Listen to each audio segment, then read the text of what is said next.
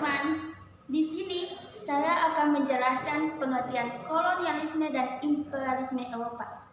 Tentu saja kedua kata ini tidak asing lagi di telinga kita. Saya langsung saja. Sejarahnya, pada awal mulanya, ratusan bahkan ribuan tahun yang lalu, ada suatu negara ingin menguasai negara lain. Keinginan ini muncul ketika jatuhnya kota Konstantinopel di tangan Turki Utsmani. Tentu saja teman-teman tahu, Turki Utsmani adalah suatu pemerintahan yang ingin menguasai negara-negara lain. Kita akan belajar tentang kolonialisme. Kolonialisme adalah politik yang dimana suatu negara menguasai negara lain dengan mengambil rempah-rempah segala sumber daya alam, lalu ia kembali ke negara asalnya. Bentuk kolonialisme. Pertama ada kolonialisme eksploitasi, kedua kolonialisme penduduk, ketiga kolonialisme deportasi, keempat kolonialisme kelebihan penduduk, kelima kolonialisme sekunder. Perbedaan dan persamaan kolonialisme. Dari perbedaan sudah sangat jelas. Imperialisme itu lebih pada mengambil sumber daya alam, tenaga rakyat, lalu segala hal itu dibawa ke negara asalnya hanya untuk keuntungannya saja. Sedangkan kolonialisme yaitu menanamkan kebudayaannya, yang penting keagamaannya dapat ditanamkan, pengaruhnya dapat dirasakan oleh yang dijajah.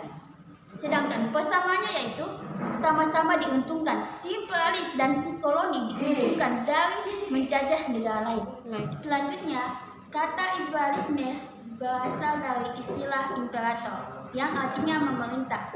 Jadi di sini imperialisme berarti suatu sistem politik yang dimana suatu negara menguasai negara lain. Ternyata teman-teman, istilah imperialisme ini sudah ada sejak abad ke-19, yang mana telah dicetuskan oleh seorang menteri Inggris bernama Benjamin Disraeli. Dia membagi imperialisme menjadi dua, yaitu berdasarkan waktu dan berdasarkan tujuannya. Berdasarkan tujuan, ia membedakan lagi nih menjadi dua bagian, yaitu imperialisme kuno dan imperialisme modern. Imperialisme kuno ini muncul sebelum revolusi industri, yang dimana terdorong oleh faktor 3G, gold, glory, dan gospel, kekayaan, kejayaan, dan penyebaran agama. Yang kedua, imperialisme modern. Imperialisme modern muncul karena terdorong oleh dua faktor, faktor ekonomi dan faktor industri. Keduanya, imperialisme berdasarkan tujuan, itu dibagi menjadi 5, yaitu imperialisme politik, yaitu politik menguasai suatu negara. 2. Imperialisme ekonomi, yang dimana menguasai ekonomi suatu negara. Ketiga, imperialisme sosial, yang ketiga, imperialisme kebudayaan. Imperialisme ini berarti menguasai nilai-nilai budaya suatu negara. Yang keempat, imperialisme militer, yakni suatu negara dianggap sebagai negara yang strategis sehingga dijadikan sebagai tempat pertahanan si imperialis. Berikut arti kata imperialisme. Kata imperialisme berarti menguasai dengan jalan bukan kekerasan, yang mana dijalankan melalui kultur agama, budaya, ekonomi, dan sosial.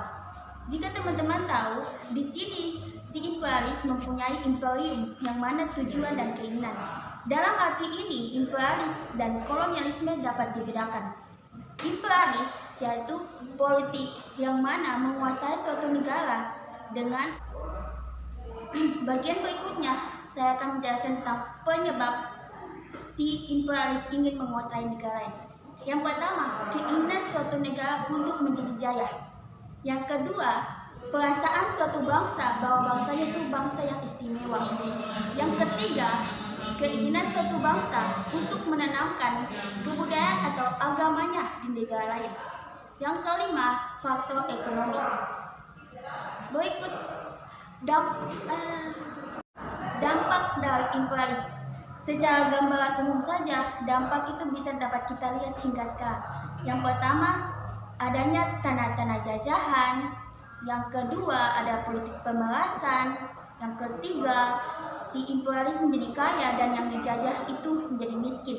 Kekayaan hak itu dimiliki oleh si imperialis, sedangkan negara yang dijajah malah memiliki kewajiban yang bertambah. Itu saja penjelasan dari saya. Semoga penjelasan saya tadi dapat membantu kurang lebih sedikit dari pengetahuan Anda. Sampai jumpa.